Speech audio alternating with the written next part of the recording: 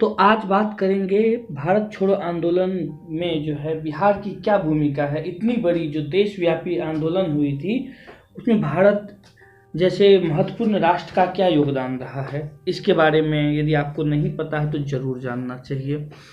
14 जुलाई 1942 को वर्धा में कांग्रेस कार्य समिति की बैठक में प्रसिद्ध भारत छोड़ो प्रस्ताव को रखा गया, जिसे अखिल भारतीय कांग्रेस कमेटी की 8 अगस्त 1942 की बैठक में पारित कर दिया गया। ये बात आपको पता होनी चाहिए क्योंकि ये बार बार एग्जाम में पूछा जाता है। महात्मा गांधी ने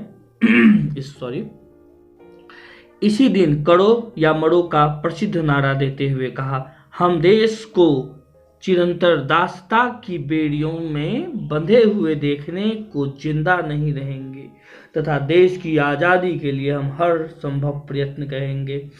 बस होना क्या था, इसी के साथ हुंकार भर दिया गया।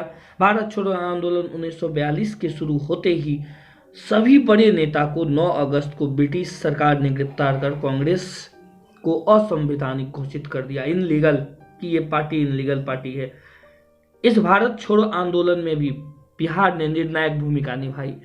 प्रथमतः 11 अगस्त 1942 का सचिवालय गोलीकांड, जिसमें 7 देशभक्त छात्र शहीद हुए, ये सातों के सातों बिहार के ही थे। दूसरा, आजाद दस्ता का निर्माण, जिसका नेतृत्वकर्ता जयप्रकाश नारायण थे। यद्यपि भारत छोड़ो आंदोलन नेतृत्व विहीन क्रांतिकारी थी, ये बात तो सभी जानते हैं क्योंकि जितने भी नेतृत्वकर्ता थे सब तो जेल में थे। यद्यपि बहरहाल जयप्रकाश नारायण ने बड़े ही साहस, पराक्रम तथा संगठन के माध्यम से ब्रिटिश सरकार के विरुद्ध युद्ध का संचालन किया। भारत छोड़ो आंदोलन को बलपूर्वक सरकार ने दबाने की संपूर्ण जितनी ही कोशिश करनी थी कर लिया, जिसके कारण क्रांतिकारियों को गुप्त रूप से आंदोलन चलाने के लिए बाध्य होना पड़ा। इस क्रम में नेपाल की भूमि उन्हें ज्यादा सुरक्षित लगी। 9 नवंबर 1942 को दीपावली की रात जयप्रकाश नारायण, श्यामानंद मिश्र, योगेंद्र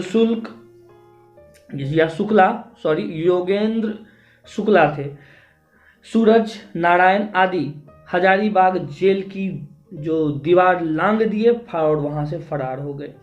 लगभग 45 घंटे लगातार भागने के बाद वे नेपाल पहुंचे तथा नेपाल की तराई में जाकर उन्होंने आजाद दस्ता का गठन किया, जिसके नेतृत्वकर्ता मैंने पहले ही कहा था जयप्रकाश नारायण है। आजाद दस्ता का गठन विशेष रूप से सरकार के विरुद्ध तोड़फोड़ की कार्यवाही के लिए किया गया था, ताकि सरकार को जो है युद्ध विरुद्ध बाधा उत्पन्न हो सके और युद्ध में असक्षम कर सके।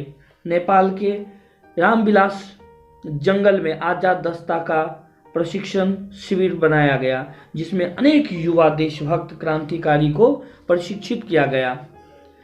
इसके निर्देशक सरदार नित्यानंद सिंह जी को बनाया गया। आजाद दस्ता के सदस्यों को तोड़फोड़ के लिए 3 तरह की कार्यवाही या कायिक शिक्षा दी गई। पहला, यातायात साधनों को नष्ट करना। दूसरा, औद्योगिक प्रतिष्ठानों की क्षति पहुंचाना। तीसरा था संचार साधनों को नष्ट करना। ये क्रांतिकारी तोड़फोड़ के लिए हथियार और औजार का इस्तेमाल करते थे, सरकारी फाइलों को जलाते थे, गोली बारूद में रेल पटरी तथा संचार साधनों को नष्ट करने का भी काम करते थे। ये क्रांतिकारी गुप्त छापा कर या इस पद्धति से ब्रिटिश सरकार के विरुद्ध सक्रिय हमेशा रहे हैं।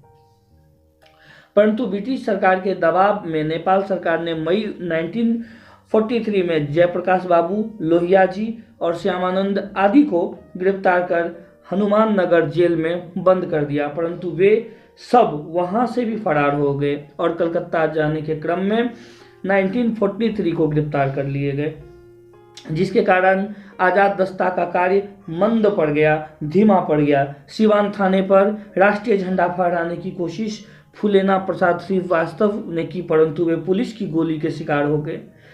सारण में जगलाल चौधरी ने पुलिस थाने को जला दिया।